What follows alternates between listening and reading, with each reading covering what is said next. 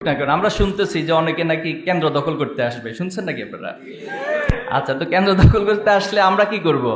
আচ্ছা, আপনারা আসছেন, ঠিক আছে, কেন্দ্রটা দখল করেন, আমরা চেয়ে চেয়ে দেখতেছি, এটাই তো হবে নাকি? কি করব আমরা?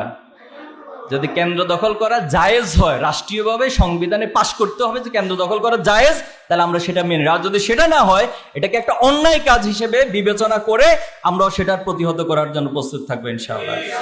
ছাত্র শিবির ক্যাম্পাসগুলো ঠিক একই কাজ করেছে, আমাদেরকে কম ডিস্টার্ব করে নাই, আমাদেরকে কনফ্লিক্ট তৈরি করার জন্য, মারামারি করার জন্য, আমাদের পায়ে পাড়া দিয়ে ঝগড়া করার জন্য কম চেষ্টা করে নাই।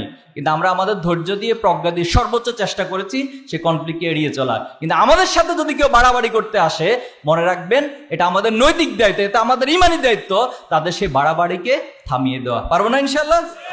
এজন্য প্রস্তুত আছেন তো? শারীরিক মানসিক সব দিক থেকে প্রস্তুত থাকতে হবে।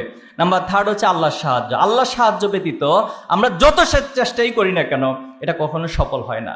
এজন্য যেখানেই বিজয়ের কথা বলা হয়েছে, ইজা জা নাসরুল্লাহি ওয়াল ফাত, বিজয় মানেই হচ্ছে আল্লাহ সাহায্য লাগবে। নাসরুম মিনাল্লাহি ওয়া ফাতহুম কারীব, যেখানেই বিজয় প্রয়োজন সেখানে আল্লাহর সাহায্য প্রয়োজন। আমরা আমাদের সকল প্রচেষ্টা চালাবো আর আল্লাহ তাআলার কাছে আমরা মন প্রাণ খুলে দোয়া করবো, আল্লাহ যেন আমাদের কাজগুলোকে সহজ করে দেয়।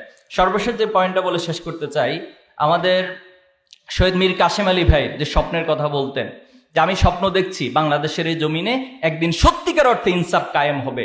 তো সে স্বপ্ন আমি দেখছি, আমি জানি না আমার প্রজন্ম বা আমি বেঁচে থাকা অবস্থায় সেটা দেখে যেতে পারবো কিনা, কিন্তু আমি সেই স্বপ্নের পতাকা আমি আমার সন্তানের হাতে তুলে দেব, সে তার সন্তানের হাতে তুলে দিবে। এভাবে কোনো একজন প্রজন্মের হাত ধরে বাংলাদেশ সত্যিকার অর্থে ইনসাফের দিন কায়েমের যে পতাকা সেটা পথ পথ করে উঠতে থাকবে ইনশাআল্লাহ। আমরা বিশ্বাস করি আল্লাহ তাআলা আমাদেরকে সেদিকে ধাবিত করছেন।